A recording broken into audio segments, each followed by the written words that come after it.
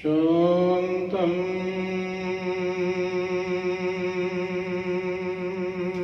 शाश्वतमप्रमेयमनघं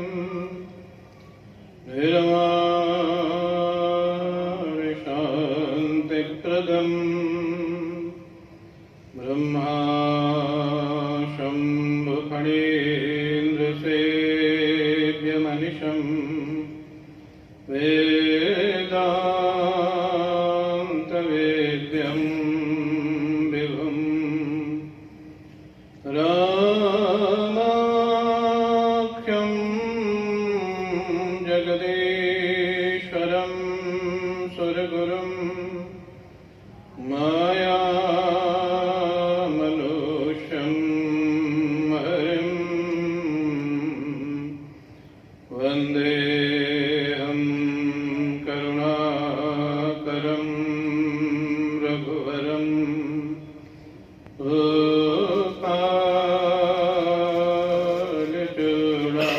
गोपालचूडामणिं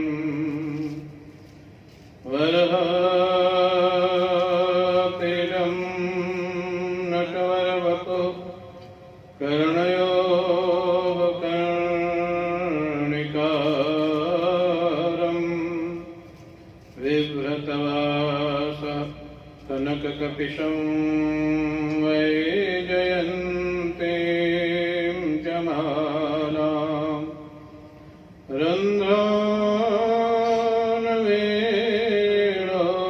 रन्ध्रानवेणोरधरसुधया पूरयन् गोपवृन्दै वृन्दारण्यं स्वपदरमणं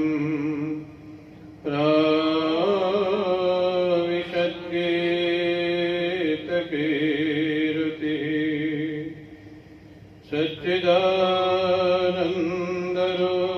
सच्चिदानन्दरूपाय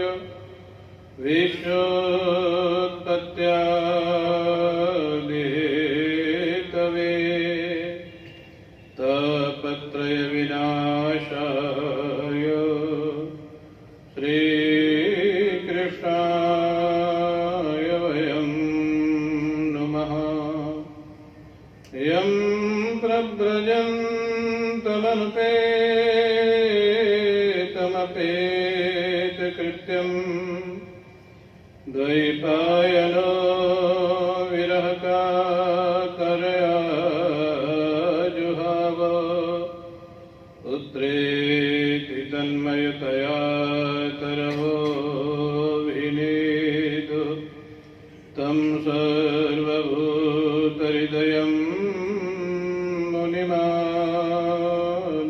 मुनिमानतोऽस्मि।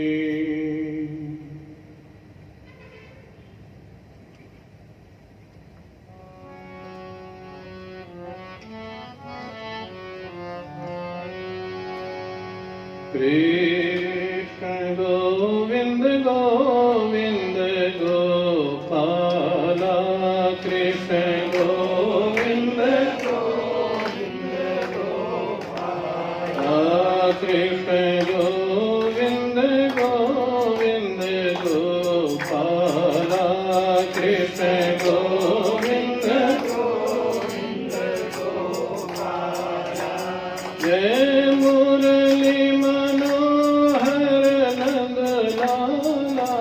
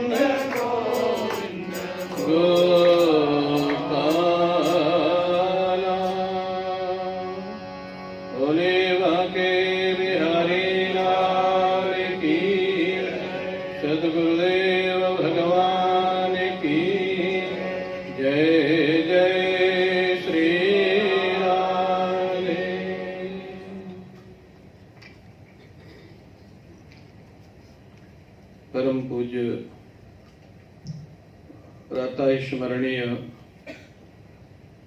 श्री सद्गुरुदेव भगवान के श्री चरणारविंदों में साष्टांग प्रणाम। समादरणीय मधु भाई, आदरणीय गिरीश भाई, सम उपस्थित सत्संग प्रेमी सज्जनों, हम सभी लोग पुनः भगवान की साधना की जो अलौकिक पद्धति है, जो वेणु के माध्यम से गोपियों ने अपने जीवन में शिक्षा लिया, वो वेणु गीत, और उस वेणु गीत में मुख्य रूप से बताया गया कि भगवान गोपियों के मन को पूर्ण रूप से समर्पित करने के लिए स्वयं वेणु वादन करते हैं। गोपियों का मन इतना दिव्य है कि भगवान चाहते हैं कि उनका मन कृष्णाकार हो जाए, और ये मन ही सुख और दुख का मुख्य कारण है। सुख दुख परिस्थिति उसका माध्यम बनती है।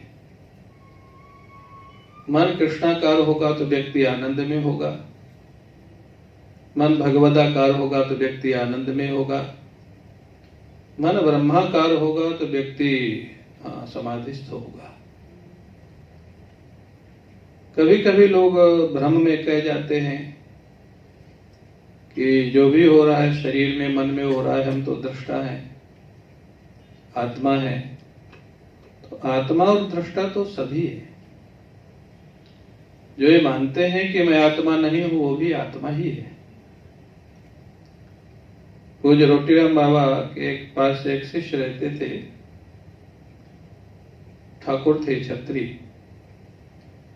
एक दिन प्रातः काल वो पीले कपड़े, सफेद पहनते थे, पीले कपड़े पहन के आ गए। बाबा ने कहा, ठाकुर क्या संन्यास लेने का मन हो रहा है? वो बोले, बाबा अगर मेरे कोई अनुभव हो जाए कि मैं ही साक्षात ब्रह्म हूं तो मैं कल ही संन्यास ले लूं। बाबा ने कहा कि जिस समय तुमको ये अनुभव नहीं हो रहा है उस समय भी तुम ब्रह्म ही हो। अनुभव होना ना होना ये तो बुद्धि का धरातल है। अविद्या निवृत्त होती है, अंतःकरण शुद्ध हो जाता है। लेकिन जो मानता है मैं शरीर हूं, क्या वास्तव में वो शरीर है? स्वप्न में हम अपने को भिखारी के रूप में देखते हैं, राजा के रूप में देखते हैं, क्या वो सही है? नहीं है। उस समय भी वो वही था जो पहले था। स्वप्न के समय जो देख रहा था उस समय भी वही था, जो पहले था वह भी वही था। इसलिए जिस समय हम अपने को शरीर मानते हैं उस समय भी हम शरीर नहीं है, ये सत्य है। मान्यता का ही तो सारा खेल है। कभी कभी हम किसी व्यक्ति को मित्र मान लेते हैं तो उससे सुख मिलने लग जाता है, कभी कभी उसी व्यक्ति को शत्रु मान लेते हैं तो उसी से इरिटेशन होने लग जाता है। कई बार भ्रांति में किसी को शत्रु मान लेते, कई बार भ्रांति में किसी को मित्र मान लेते हैं। वो सही हो कि नहीं हो एक अलग बात है। वो वास्तव में मित्र है कि नहीं मालूम नहीं, वास्तव में शत्रु है मालूम नहीं। लेकिन मन जैसा हो जाता है तो हमारे सुख दुख का मूल कारण क्या है? मन। मन ही मुख्य कारण है। मनेव मनुष्याणां कारणम बंध मोक्षयोः बद्धम विषयासक्तम निर्मुक्तम मुक्तम निर्विषयम मनः। जो विषयों में आसक्त है, विषयाकार जो मन है वो बंधन का कारण है, और जो निर्विषय मन है, हमारे गुरुदेव का तो एक वाक्य है, विषयावच्छिन्न चैतन्य का नाम मन है। विषयावच्छिन्न चैतन्य, मन में भी तो चेतना है ना, वो चेतना क्या है? तत्व है। विषयावच्छिन्न चैतन्य का नाम मन है, और निर्विषय मन का नाम ही आत्मा है, ब्रह्म है। तो ये जो मन है यही तो बंधन और मुक्ति का कारण है, सुख दुख का कारण है। तो भगवान क्या चाहते हैं कि गोपियों का मन कृष्णाकार हो जाए, पूर्ण रूप से कृष्णाकार हो जाए। जैसे जब मीराबाई का मन कृष्णाकार हुआ तो सब जगह उनको क्या दिखता था? श्री कृष्ण दिखते थे। हमारा आपका मन अगर कृष्णाकार हो जाए, उसकी पहचान क्या है? हमको सब रूपों में कृष्ण दिखाई देंगे, ठाकुर दिखाई देंगे। और जब सब रूपों में ठाकुर दिखाई देंगे तो फिर दुख सुख दुनिया का होगा या भगवान को लेके ही होगा। अगर वियोग होगा तो दुख होगा और संयोग होगा तो सुख होगा, जो गोपियों का जीवन हुआ बाद में। और ये गोपियों का जीवन ऐसा बनाया किसने? भगवान कृष्ण ने। हाँ, तो प्रश्न खड़ा होता है, तो हमारा क्यों नहीं बनाते? अगर गोपियों का बनाया तो हमारा क्यों नहीं बनाते हो ऐसा जीवन? तो हम गोपियों के जैसे सरल हो जाएं, हमें जितनी शक्ति है वो भगवान में लगा दें, पूर्ण समर्पण, पूर्ण कृष्णाकार चित्त हो तो गुरु कृपा ईश्वर कृपा से होता है। लेकिन हमको जितनी सामर्थ्य दिया है वो सामर्थ्य हम पहले लगा दें, बाकी आगे का काम हमारे ठाकुर करते हैं, गुरु करते हैं। तो गोपियों में जो सामर्थ्य थी, सच्चाई थी, वो पूर्ण रूप से भगवान में लगा दिया। तो हम अगर ये कहते हैं कि जब भगवान की कृपा से सब होना है तो हम ऑफिस देख लेते हैं, दुकान देख लेते हैं, भगवान की कृपा होगी तब हो जाएगा, ऐसे नहीं होता है। भगवान भी तो देखते हैं ना कि वास्तव में चाहता है कि नहीं चाहता है। अब अगर एक व्यक्ति को कह दो कि तुमको श्री कृष्ण चाहिए या लक्ष्मी जी चाहिए, तो अगर बंबई नगर में ऑप्शन दिया जाए तो लक्ष्मी जी के पक्ष में ज्यादा लोग होंगे चाहने वाले या कृष्ण के पक्ष में? अरे अभी क्या, महाभारत के समय भी तो यही हुआ था, जब भगवान कृष्ण ने दुर्योधन को ऑप्शन दे दिया कि एक तरफ मेरी सेना रहेगी, एक तरफ मैं रहूंगा और मैं लड़ूंगा नहीं। तो दुर्योधन ने किसको चाहा? श्री कृष्ण को या सेना को? भले अर्जुन ने श्री कृष्ण को मांग लिया, लेकिन दुर्योधन मन ही मन तो सोच रहा था तो बेवकूफ है। इसलिए आज भी बहुत लोग सोचते हैं, जो भगवान के रास्ते पे चलते हैं, दुनियादार लोग सोचते हैं बेवकूफ है। हाँ, हम ठीक है। या प्रेमपुरी में जो सुबह सुबह जल्दी उठ के आ जाते हैं, बहुत लोग सोचते हैं उनको क्या हो गया है, हम लोग नॉर्मल है, ये लोग नॉर्मल नहीं है। तो भगवान को जो चाहते हैं वो कहते हैं, वो गोपियों को, मन को भगवान कृष्णाकार बनाना चाहते हैं। और भगवान जिसके मन को कृष्णाकार बनाना चाहे वो तो फिर कोई भगवान का अत्यंत प्रिय होगा। गोपियों के लिए भगवान ने वेणुवादन किया। गोपियों के मन को, इसको बोलते हैं पूर्वानुराग। महाराष्ट्र में पूर्ण अनुराग प्रकट हुआ और वेणु गीत में पूर्वानुराग, अनुराग के पूर्व की जो अवस्था है वो प्रकट होती है। जैसे वेणु गीत, वेणुवादन किया भगवान कृष्ण ने। श्री सुखदेव जी महाराज कहते हैं, तत् ब्रजस्त्री आश्रुत्य वेणुगीतम स्मरोदयम काश्चित् परोक्षम कृष्णस्य स्वसखीभ्यो न वर्णयन्। तद ब्रजस्त्रियः गोप्यः तद वेणुगीतम आश्रुत्य उस वेणुगीत को ब्रज गोपियों ने जैसे सुना। आश्रुत्य का श्रुत्य का अर्थ भी होता है सुना, आश्रुत्य का अर्थ होता है असमन्तात, माने जैसे वेणुवादन प्रारंभ हुआ, गोपियों की सर्व वृत्तियां, इंद्रियां और मन खाली वेणुवादन में सुनने में लग गए। मन भी वहीं लग गया, कान भी वहीं लग गए, बाकी सारा काम छूट गया। जैसे कोई बहुत बड़ी उपलब्धि हो तो व्यक्ति को सब कुछ भूल जाता है, या बहुत बड़े कष्ट की दुखद समाचार हो तो भी व्यक्ति को सब भूल जाता है। गोपियों को सब कुछ भूल गया जब वेणु का श्रवण किया उन्होंने। और वो वेणुवादन कैसा था, उसका उद्देश्य क्या था? स्मरोदयम, गोपियों के हृदय में प्रेम को प्रकट करने के लिए। तो क्या प्रेम नहीं था? प्रेम तो था, पूर्ण प्रेम को, जो गोपियों के जीवन में कृष्णाकार वृत्ति हो जाए। जैसे उसको सुना, भगवान का संकल्प था तो कैसे इधर उधर हो सकता है। जैसे गोपियों ने सुना, सुन करके भगवान कृष्ण से मिलने की छटपटाहट होने लग गई। हमारे गुरु जी कहते थे कि वेणु गीत का जो प्रवाह है ना, वेणु का प्रवाह, ये उल्टी दिशा में चलता है। जैसे अगर नदी के प्रवाह में कोई पड़ जाए तो किधर जाएगा? जिधर नदी का पानी जा रहा है। और वेणु का श्रवण जो कर लेगा वो जिधर वेणु का स्वर जा रहा है उधर जाएगा, या जिधर से आ रहा है उधर जाएगा? ये उल्टी चाल है, ये उल्टी दिशा है। वेणु का स्वर जिधर से आ रहा है व्यक्ति उधर को भागेगा, वेणु का स्वर जिधर जा रहा है उधर नहीं जाएगा। ये उल्टी गति है। जैसे गोपियों ने सुना भगवान का वेणु वादन इतना मधुर था, इतना सुंदर था, गोपियों के मन में छटपटाहट होने लग गई। भगवान कृष्ण की प्राप्ति कैसे हो, भगवान कृष्ण का दर्शन कैसे हो, भगवान कृष्ण से मिलन कैसे हो।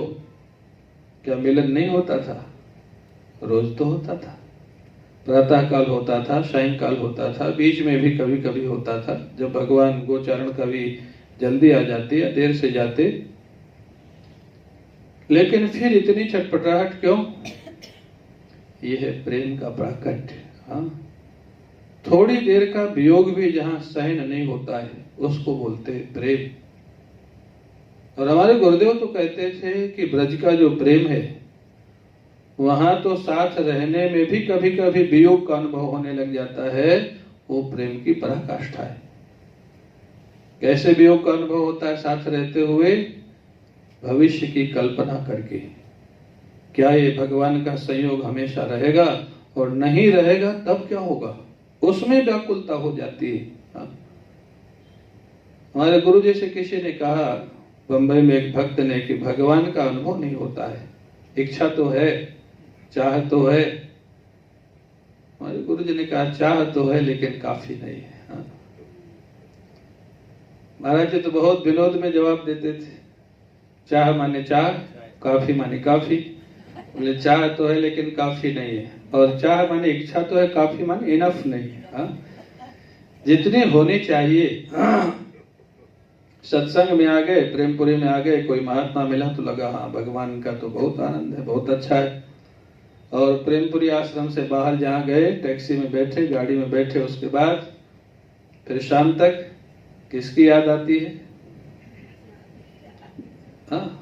चाह तो है लेकिन काफी नहीं। उसके बाद किसकी याद आती है? और प्रेम वही है जिसको याद करना नहीं पड़ता है, याद आती रहती है। अपने बच्चे को याद करना पड़ता माला लेके? क्यों भाई? बच्चे को, पति को, पत्नी को, या जिससे व्यापार कर रहे हैं उसको, जिससे फायदा होने वाला है उसको याद करना पड़ता है कि याद आती है? क्या होता भाई? और भगवान के लिए बोले माला लेके एकांत कमरे में बैठ के याद करते हैं, फिर भी कभी कभी होता है, कभी कभी नहीं होता है।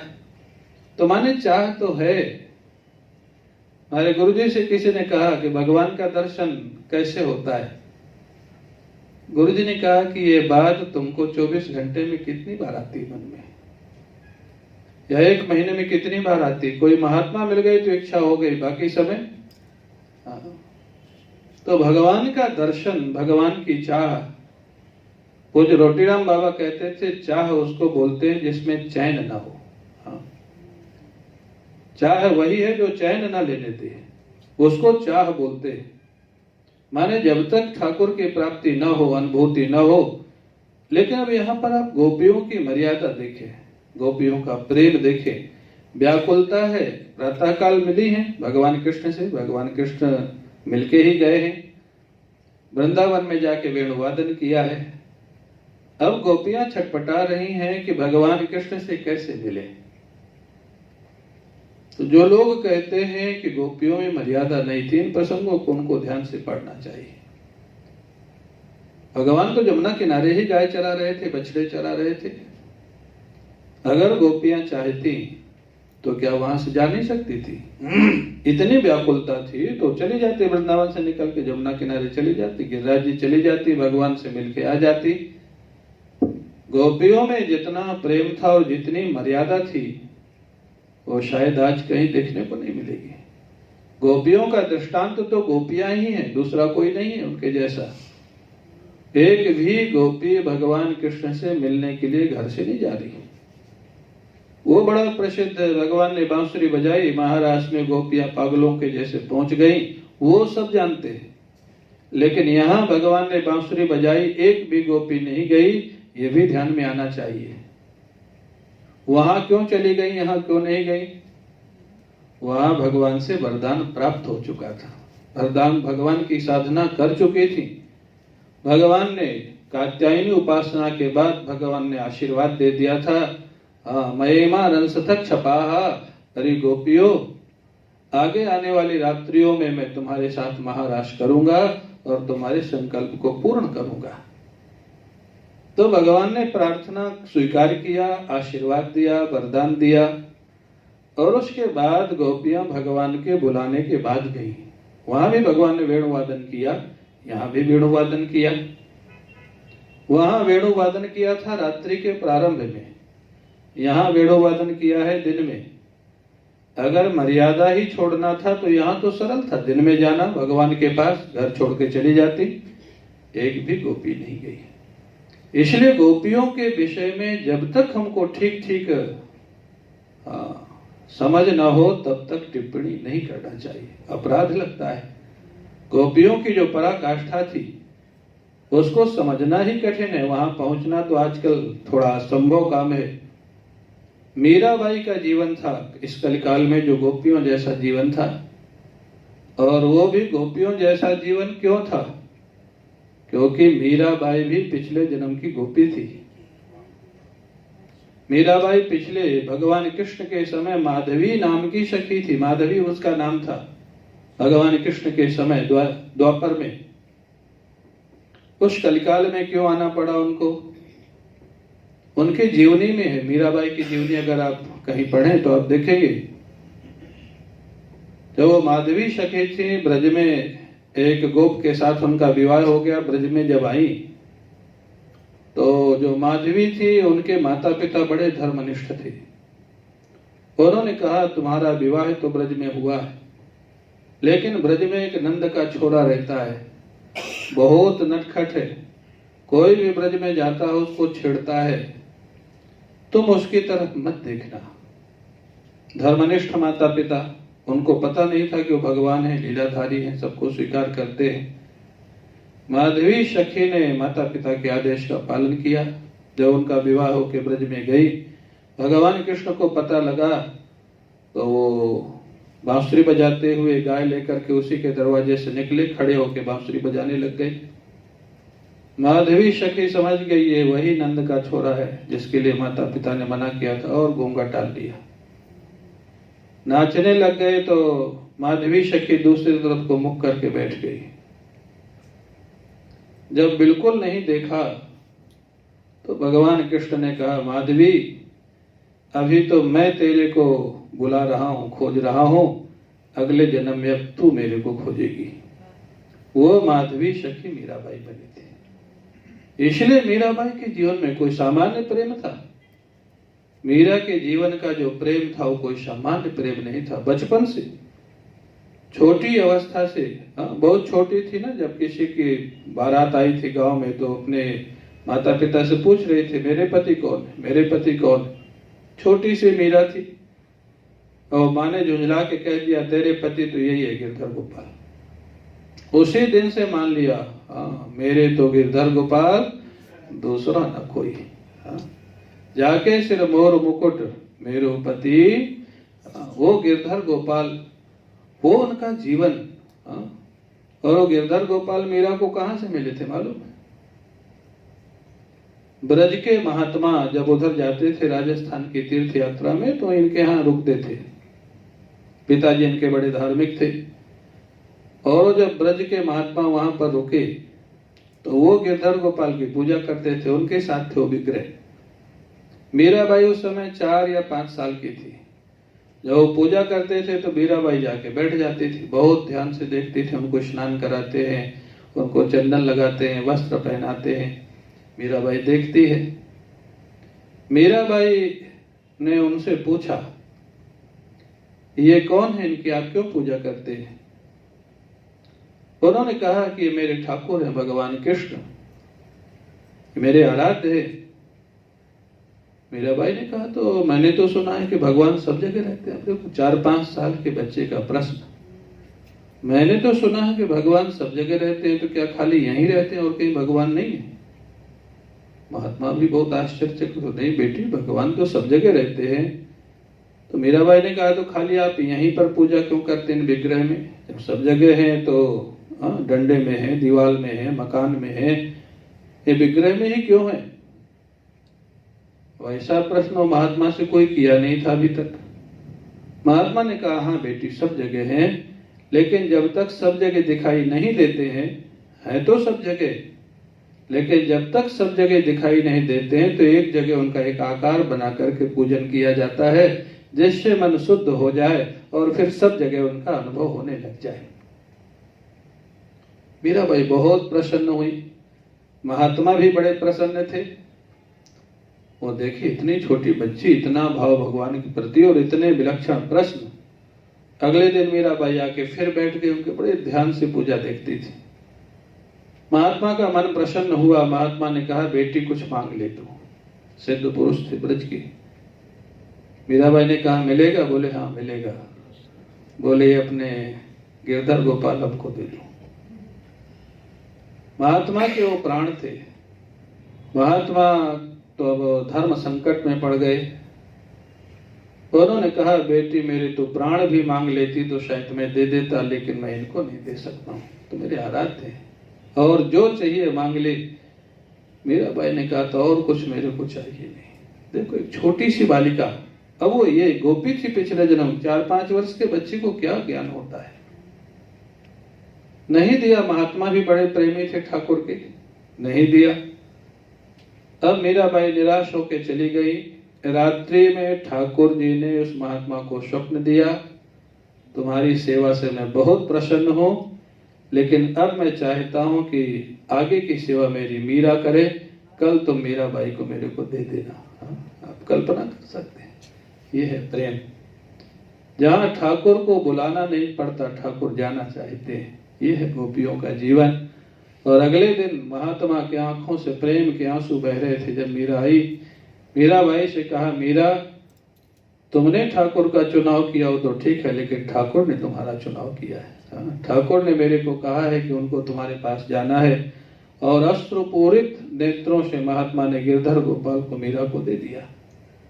वो गिरधर गोपाल मीरा के आजीवन साथ में रहे और उन्हें गिरधर गोपाल को मीरा ने आजीवन अपनी आराधना के रूप में रखा। जो मीरा के साथ वार्तालाप करते थे, मीरा के साथ खाते थे, खेलते थे। और मीराबाई अंत में जब द्वारिका, वहां से तो वृंदावन आ गई, वृंदावन बहुत समय रहने के बाद द्वारिका गई। द्वारिका जब मनाने के लोग पहुंच गए, चित्तौड़ के लोग, मीराबाई नहीं जाना चाहती थी। क्यों? उन्होंने माफी मांगा, क्योंकि चित्तौड़ में बड़ी बड़ी दुर्घटनाएं होने लग गई थी। माफी मांगा, हमसे गलती हो गई, आप वापस चले, क्योंकि मीराबाई को बड़ा कष्ट दिया गया था, आप सब जानते हैं। मीरा ने कहा, मेरे मन में किसी के प्रति कोई आक्रोश नहीं है, जो हुआ मेरी ठाकुर की इच्छा से हुआ, लेकिन अब मैं वापस तो नहीं जाना चाहती। मेरा भजन यहाँ अच्छा हो रहा है, वृंदावन में हो रहा था, द्वारिका में मेरा भजन अच्छा हो रहा है। लोगों ने अनशन कर दिया, चित्तौड़ के लोगों ने अनशन कर दिया, आप नहीं चलेंगे तो हम लोग अनशन करके जीवन दे देंगे। मीराबाई ने ठाकुर से प्रार्थना की, ठाकुर ये क्या हो रहा है? अगर मैं नहीं जाऊंगी तो लोग जीवन देने को तैयार है, लेकिन मेरे जाने की इच्छा नहीं है।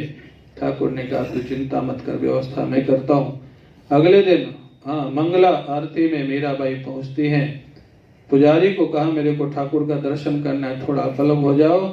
और मीराबाई सशरीर द्वारिकाधीश में प्रवेश कर जाती है। वो मीरा का जीवन था और ये कलिकाल की घटना है। थोड़ी सी मीराबाई की जो चुंदरी थी वो बाहर रह गई, जिससे प्रमाणित हो जाए कि मीराबाई का यहाँ पर प्रवेश हुआ है। तो ये कहने का अर्थ क्या है? ये है गोपियों की मर्यादा, ये है गोपियों का प्रेम। तो जो लोग गोपियों के विषय में चर्चा करते हैं, उनको इन प्रसंगों को भी थोड़ा ध्यान से पढ़ना चाहिए। बांसुरी बजाने के बाद गोपियां चली गई महाराष्ट्र में, वो सब जानते हैं, लेकिन वेणु गीत में बांसुरी बजाने के बाद एक भी गोपी नहीं गई, ये कितने लोग जानते हैं? क्यों नहीं गई? क्योंकि अभी भगवान की स्वीकृति नहीं मिली थी, भगवान का आशीर्वाद नहीं मिला था। भगवान की प्रार्थना अभी, उनकी आराधना हुई नहीं थी, प्रेम था लेकिन आशीर्वाद अभी, उनकी अनुमति नहीं मिली थी। क्या करें, जा भी नहीं पा रही हैं और रहा भी नहीं जा रहा है।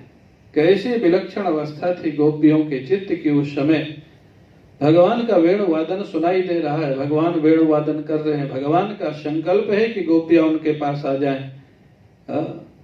काश्चित परोक्षम कृष्ण से स्वसखीभ्यो न वर्णयन। क्या करे, बोले कृष्ण चर्चा करने लग गई, आपस में कृष्ण कथा करने लग गई। क्या गोपियों ने भागवत पढ़ी थी? क्या गोपियों ने गीता पढ़ी थी? क्या गोपियों ने महाभारत पढ़ा था? नहीं पढ़ा था। बोले फिर कृष्ण कथा कहाँ से करने लग गए? बोले जो जो घटनाएं उनके जीवन में अभी तक हुई थी उन लीलाओं की चर्चा करने लग गई। कौन कथा कर रहा है? बोले उन्हीं गोपियों में एक गोपी वक्ता बन गई और बाकी गोपियां श्रोता बन गई। कितना सुंदर वो कथा का दृश्य होगा, जहां ना कोई टाइम की लिमिट है, ना कोई व्यासासन है, ना कोई वक्ता श्रोता का भेद है। सब अपने महाराज जी कहते थे ना, जहां चार कृष्ण दीवाने बैठ के कृष्ण चर्चा करें, वो जो माहौल होगा, वो जो वातावरण होगा और उसमें जो आनंद की अनुभूति होगी, वो आनंद ब्रह्मा को भी दुर्लभ है, वो आनंद इंद्र को भी दुर्लभ है, वो आनंद मनुष्य लोक में तो कहीं संभव ही नहीं। एक कृष्ण प्रेमी कृष्ण कथा कह रही है, बाकी कृष्ण प्रेमी कृष्ण कथा सुन रही है।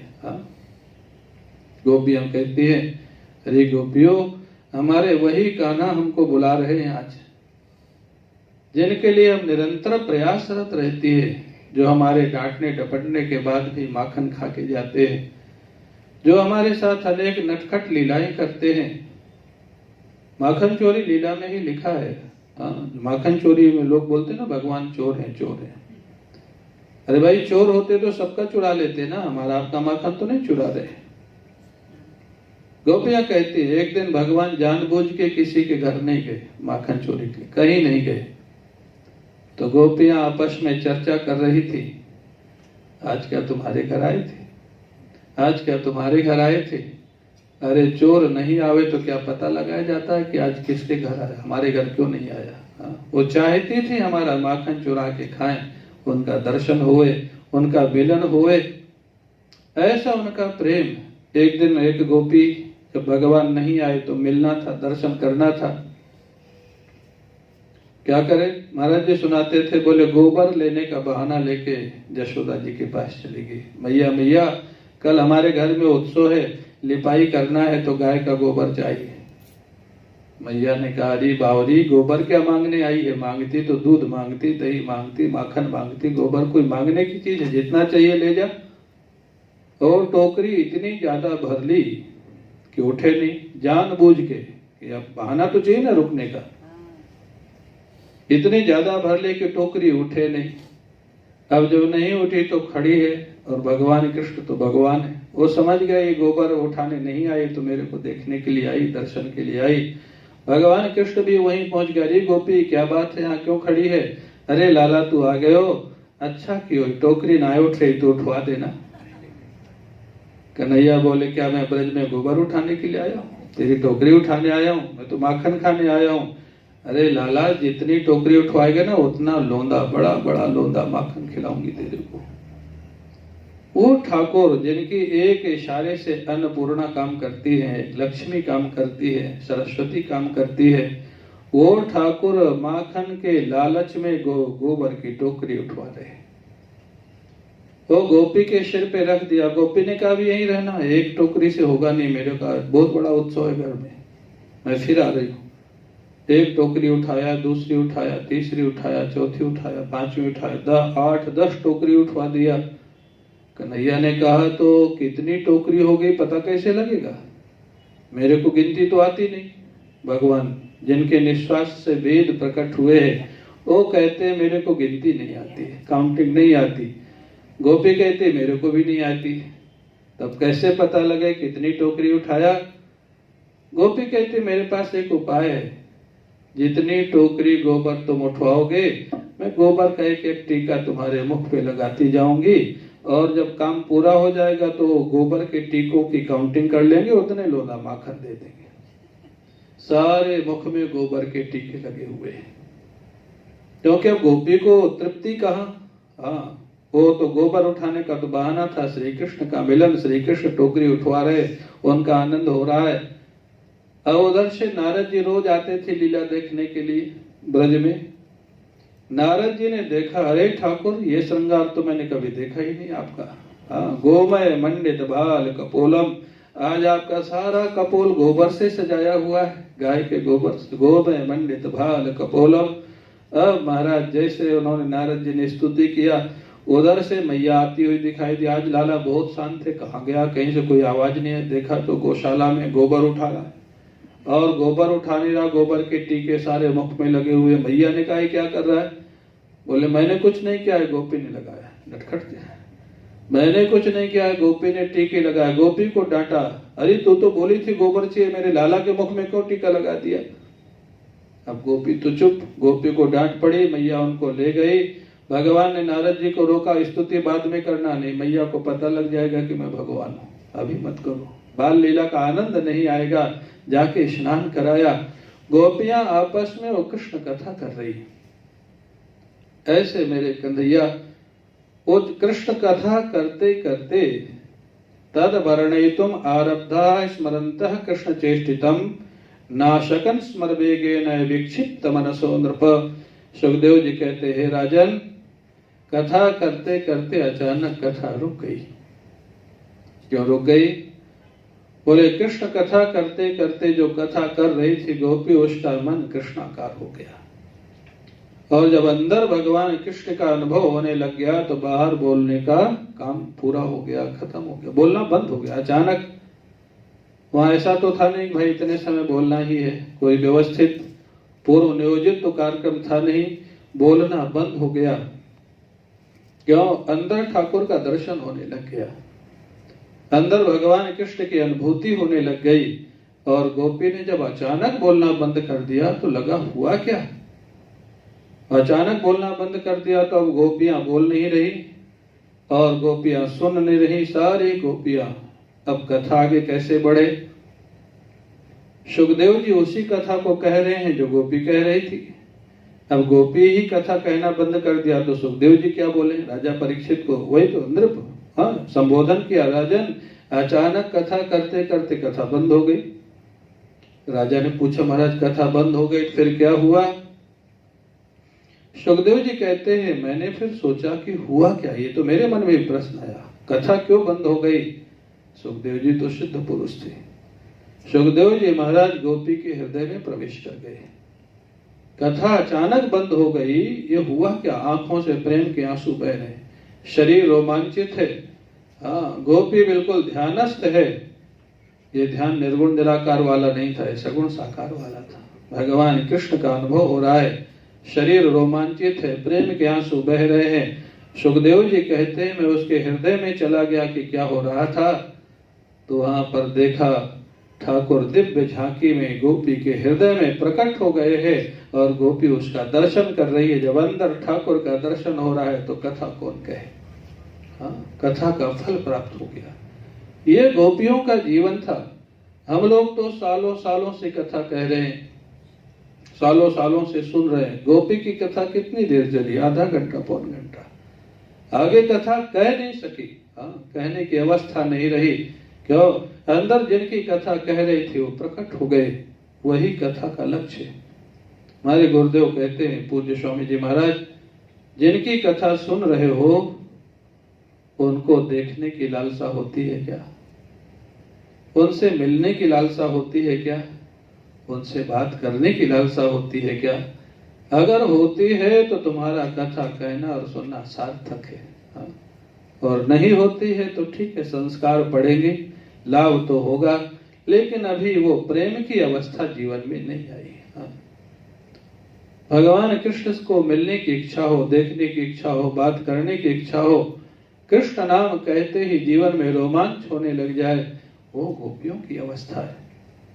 सुखदेव जी महाराज ने देखा गोपी की कथा बंद हो गई तो हो क्या रहा है? हृदय में देखा भगवान एक दिव्य झांकी में प्रकट है। हाँ, ये जो श्लोक प्रायः आप लोग सुनते हैं वो श्लोक यहीं का है। सुखदेव जी ने अपने तरफ से वो श्लोक की रचना करके बोला, बरहा पीडम नटवर बपुः कर्णयो कर्णिकारम बिभ्रतवासः करक कपिशं वैजयन्तीं चमालां रंध्राण वेणो रधर सुधया पूरयन गोपवृन्दैः वृंदारण्यम सुपदरमणम प्राविशत गीत कीर्ति। भगवान जब गोपी के हृदय में प्रकट थे तो उनका स्वरूप कैसा था। अब सुखदेव जी वो कथा कहने लगे, गोपी तो कथा बंद कर दी। इसलिए महापुरुष जैसे गोपियां हैं, ये जो बोले वही कथा नहीं होती है, उनका जीवन ही एक कथा होती है। गोपियों की जीवन ही एक कथा है। अच्छा, एक बात और देखें, अगर गोपियों का जीवन इतना दिव्य नहीं होता तो सुखदेव जी क्या उनकी कथा कहते हैं। सुखदेव जी जैसे विरक्त, सुखदेव जी जैसे ब्रह्मनिष्ठ, और चलो सुखदेव जी को तो हम लोगों ने नहीं देखा, हमारे गुरुदेव को तो हम सबने देखा है ना, पूज्य स्वामी अखंडानंद जी महाराज गोपियों की कथा कहते कहते कभी उनके आंखों में भी आंसू देखे गए। हाँ, तो अगर गोपियों का जीवन इतना दिव्य नहीं होता तो बड़े बड़े महापुरुष गोपियों की चर्चा क्यों करते हैं। देवर्षि नारद, सुखदेव जी महाराज, हमारे गुरुदेव पूज्य स्वामी करपात्री जी महाराज, हाँ, महाराष्ट्र वृंदावन में बोलते थे, एक एक महीना बोलते थे। हाँ, खाली महाराष्ट्र पूज्य स्वामी करपात्री जी महाराज। तो ऐसे ऐसे जो महापुरुष हुए वो गोपियों का जीवन लेकिन आजकल लोग नहीं समझते उनकी सच्चाई को। ठीक है, वो उनकी स्थिति है। गोपियों के हृदय में भगवान कैसे प्रकट हैं सुखदेव जी वर्णन करते हैं। हाँ, वराहा पीठम, भगवान कैसे हैं, मोर पंख लगाए हुए हैं। हाँ, उनके मुकुट में मोर पंख लगाए। भगवान कृष्ण के मुकुट में मोर पंख जब तक न लगे भगवान मुकुट धारण ही नहीं करते। क्यों नहीं धारण करते। हमारे गुरु जी कहते हैं कि एक बार श्री राधा रानी का मोर नृत्य कर रहा था और भगवान कृष्ण ने देखा तो वो भी नृत्य करने लग गए। तो अखिल कलादि गुरु हैं, नृत्य में भी बहुत अच्छे। दोनों का नृत्य में स्पर्धा हो गई। स्पर्धा समझते हैं, कंपटीशन। स्पर्धा हो गई कि कौन ज्यादा अच्छा नृत्य करता है और कौन ज्यादा समय तक नृत्य करता है। अब हमारा स्वाभाविक है, भगवान विजयी हुए। राधा रानी का मोर तो थक गया, स्वाभाविक था, भगवान तो थकते नहीं। लेकिन राधा रानी के मोर ने जब देखा श्री कृष्ण इतना सुंदर नृत्य करते हैं तो प्रसन्न हो गया और प्रसन्न होकर के श्री कृष्ण को पुरस्कार दिया। उसके पास जो था वही तो देगा। अपना एक पंख निकाल करके श्री कृष्ण को पुरस्कार दिया। पंख की उतनी कीमत नहीं थी, कीमत थी कि राधा रानी का मोर है, राधा रानी के मोर ने पुरस्कार दिया है। उस पंख को भगवान कृष्ण ने मस्तक पे नहीं, मस्तक से ऊपर मुकुट के ऊपर लगा लिया। वही मोर पंख लगाते हैं भगवान। हाँ, राधा रानी के मोर का पंख था। इसलिए जहां भी भगवान कृष्ण को आप देखेंगे, मोर पंख के बिना उनका मुकुट वो स्वीकार नहीं करते। वरहा पीडम नटवर बपुः नटवच्चा वरवच्चा बपुः यस्य असौ नटवर बपुः। नट की तरह जो स्वरूप हमेशा बनाए रहते हैं। नट आप लोग जानते हैं, जो नाटक करते हैं, कलाकार, अभिनेता, तो कहते हैं कि नट की तरह सजे रहते हैं। तो चलो, नट की तरह सजे रहते हो तो अच्छी बात है। वो भगवान कृष्ण कई तरह का श्रृंगार करते हैं, कभी गोपियां कर देती, कभी मैया कर देती, कभी कोई कर देता है। वर बच्चा, हमारे गुरु जी बड़े विरोध में कहते थे, बोले देखो ये बचपन से, वर माने क्या होता जानते हो? वर माने, हाँ, वर माने श्रेष्ठ भी होता है, वर माने दूल्हा भी होता है। हिंदी में दूल्हे को भी वर बोलते हैं। हाँ, बोलते कि नहीं? जान, गुजराती में बोलते होंगे। हाँ, तो हमारे गुरु जी विनोद में कहते थे, बोले बचपन से ही दूल्हे बने रहते थे, क्योंकि उनको पता था कि इनका जल्दी विवाह होने वाला नहीं। वो विनोद करते थे, लेकिन बोले सजे बहुत रहते थे। भगवान कृष्ण को आप देखें, कहीं भी कोई भी विग्रह इतना सुंदर होता है, इतना आकर्षण होता है भगवान कृष्ण के विग्रह में। नटवच्चा वरवच्चा बपो यस्य। और वृंदावन जो लोग आते हैं ना, बहुत लोग कहते महाराज हम पहले शिव जी के भक्त थे, कोई कहता हम दुर्गा जी के भक्त थे, कोई कहता हम राम जी के भक्त थे। अब क्या हुआ? बोले अब हमको बिहारी जी ज्यादा अच्छे लगते हैं। मधु भाई ज्यादा नहीं जाते होंगे वृंदावन में, तो ये भी हो जाते हैं तो नारायणी धाम जाते हैं भगवती की सेवा में। तो भगवान कृष्ण का आकर्षण ऐसा है, हाँ, जो दूसरे के भक्तों को भी अपना भक्त बना ले। बहुत भक्तों को महाराज अपना भक्त बना लेते हैं भगवान कृष्ण। और ब्रज में और गुजरात में दो जगह तो बहुत बड़ी सेवा है भगवान कृष्ण की, पुष्टि मार्ग की सेवा। गुजरात में, बंबई में भी बहुत लोग होंगे पुष्टि मार्ग के, वल्लभ संप्रदाय के। तो भगवान कृष्ण का ऐसा स्वरूप है, उनकी ऐसी लीलाएं हैं, उनके ऐसे नटखट स्वभाव हैं, वो आकर्षित करते हैं। कर्णयो हो कर्णिकारम, यही देखो उनके नटखट पने का एक लक्षण। कर्णयो हो माने दोनों कान में, कर्णिकारम माने एक फूल लगाए हुए हैं। लगाना है तो दोनों में लगाओ, नहीं दोनों में मत लगाओ। एक कर्णिकार, कई लोग कनेर को कर्णिकार बोलते हो, कनेर नहीं है। एक अमलतास का पीला पीला फूल होता है, लंबा सा, अमलतास का काफी लंबा होता है, इतना लंबा, उसको एक कान में लगाए हुए। बोले एक कान में क्यों लगाए हैं? बोले नटखट है। बोले जब जोर से नाचते हैं, घूमते हैं, तो एक कान में लगा हुआ फूल दोनों कानों में दिखाई देता है। हाँ, जैसे पंखा जब तेजी से चलता है ना, तो 3 की जगह 6 पंखुड़ी दिखाई देती है। तो ये उनका नटखटपना है। कर्णयो हो माने दोनों कानों में एक फूल है। जो शब्द लिखा है दोनों कानों में एक फूल है। बोले दोनों कानों में एक फूल कैसे? बोले लगाए तो एक में ही है, जब नाचते हैं तो दोनों में दिखाई देता है। ये उनका नटखटपना है। रंध्राण वेणु रधर सुधया, बोले वेणु को अपने अधरों से लगाए। और ध्यान रखना, ये झांकी सुखदेव जी को कहाँ दिखाई दे रही है? वृंदावन में नहीं, गोपी के हृदय में। इस स्वरूप में ठाकुर गोपी के हृदय में प्रकट है। हाँ, रंध्रान वेणु, अधरों से वेणु लगाए हुए हैं। और महाराज वैजयंती, हाँ, बिभ्रत भाषा कनक कपिशम, पीतांबर पहने हुए हैं, वैजयंती माला पहने हुए हैं, अधरों से वेणु लगाए हुए हैं, और ग्वाल बालों के साथ वृंदावन में बछड़ों के साथ प्रवेश कर रहे हैं। अभिप्राय, गोपी के मन में खाली श्री कृष्ण का दर्शन हुआ ऐसा नहीं। गोपी के हृदय में सुखदेव जी को श्री कृष्ण के साथ साथ ग्वाल बालों का दर्शन हुआ, बछड़ों का दर्शन हुआ। इतना ही नहीं, पूरे वृंदावन का दर्शन हुआ, गोपी के हृदय में दर्शन हुआ। जो कल हम लोग चर्चा कर रहे थे, आज भौतिक वृंदावन तो ये है जहां हम लोग जाते हैं, देख के आते हैं, जमुना जी है, वृंदावन है, गोकुल है, गिरिराज जी है। आज दैविक वृंदावन वो है जो कहीं भी प्रकट हो सकता है, भगवान के भक्त के हृदय में, भगवान के हृदय में, और वो कहीं भी। आज गोपी के हृदय में पूरा वृंदावन प्रकट है। आज दैविक वृंदावन है, जहाँ गोपी है, जहाँ ग्वाल बाल है, जहाँ वृंदावन है, जहाँ बछड़े हैं, जहाँ भगवान कृष्ण है। और वृंदावन कैसा है? स्वपद रमणम, भगवान के चरण चिन्हों से सुशोभित है। और स्वपद रमणम का एक अर्थ और होता है, स्वपदात वैकुंठात अपि रमणम इति स्वपद रमणम। बोले वो वृंदावन कैसा है जो वैकुंठ से भी ज्यादा कहीं रमणीय है। हाँ, बोले वैकुंठ से ज्यादा रमणीय क्यों है? हमारे गुरु जी कहते हैं वैकुंठ तो बहुत सुंदर है, बड़ी महिमा है। लोग कहते भाई वैकुंठ वासी हो गए। वैकुंठ से ज्यादा रमणीय क्यों है, आनंददायक क्यों है? बोले वैकुंठ में भगवान माखन चोरी नहीं करते हैं, वैकुंठ में भगवान गाय चराने नहीं जाते हैं, भगवान वहां पर वेणु नहीं बजाते हैं, भगवान वहां रासलीला नहीं करते हैं। भगवान तो वहां राजाधिराज हैं, जय विजय दरवाजे पे खड़े रहते हैं। कोई भी आता अनुमति लेनी होती है, मर्यादा के साथ वार्तालाप होता है, और उसके बाद वो लोग चले जाते हैं।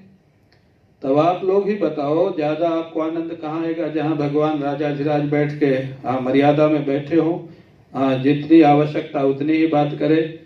हमारे गुरु जी कहते थे, भागवत में आगे प्रसंग भी है, वरुण लोक को जब देखा नंद बाबा ने, भगवान को वरुण जी पकड़ के ले गए थे ना नंद बाबा को रात्रि में, तो ग्वाल वालों को बताया, अरे वरुण देवता ने मेरे को तो बांध के रखा था, कन्हैया को अपने आसन पे बैठा दिया, बड़ा ये इसका प्रभाव है कन्हैया का।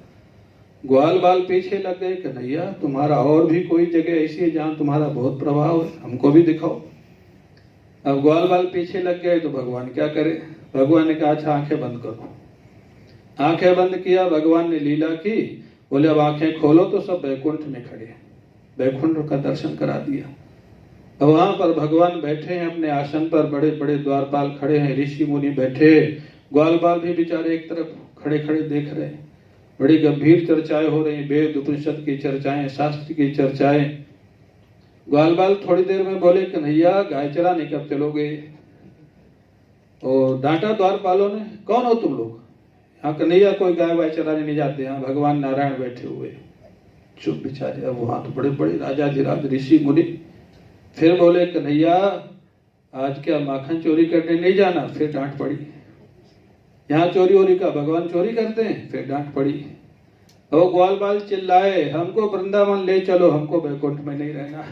जहाँ कन्हैया हमारे साथ खेलता नहीं, जहाँ कन्हैया गाय चराने जाता नहीं, जहाँ कन्हैया माखन चोरी करता नहीं, ऐसा बैकुंठ हमको नहीं चाहिए। स्वपदाद अपि रमणम, स्वपदाद बैकुंठाद अपि रमणम। बैकुंठ से भी ज्यादा रमणीय है ऐसे वृंदावन का दर्शन सुखदेव जी महाराज को गोपी के हृदय में हो रहा है, और उसी का सुखदेव जी महाराज वर्णन कर रहे हैं। आगे अब और क्या वर्णन करेंगे उसकी चर्चा हम लोग आगे करेंगे। संकीर्तन के साथ आज के सत्संग को पूर्ण करेंगे। बोले बांके बिहारी लाल की।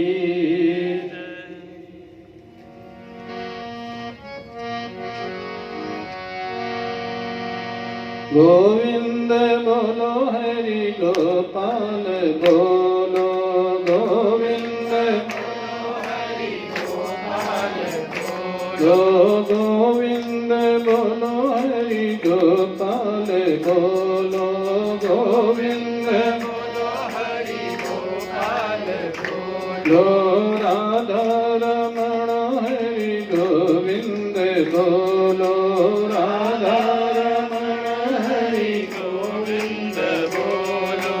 राधा रमण हरि गोविंद बोलो, राधा रमण हरि गोविंद बोलो, गोविंद बोलो हरि गोपाल बोलो, गोविंद बोलो हरि गोपाल बोलो, गोविंद बोलो हरि गोपाल बोलो, गोविंद बोलो हरि गोपाल बोलो, राधा रमण हरि गोविंद बोलो, राधा रमण हरि गोविंद बोलो, गोविंद बोलो हरि गोपाल बोलो, गोविंद बोलो हरि गोपाल बोलो, राधा रमण हरि गोविंद बोलो, राधा रमण हरि गोविंद बोलो, राधा रमण हरि गोविंद बोलो, राधा रमण हरि गोविंद बोलो। बोले बांके बिहारी लाल की जय, सद्गुरुदेव भगवान की जय। जय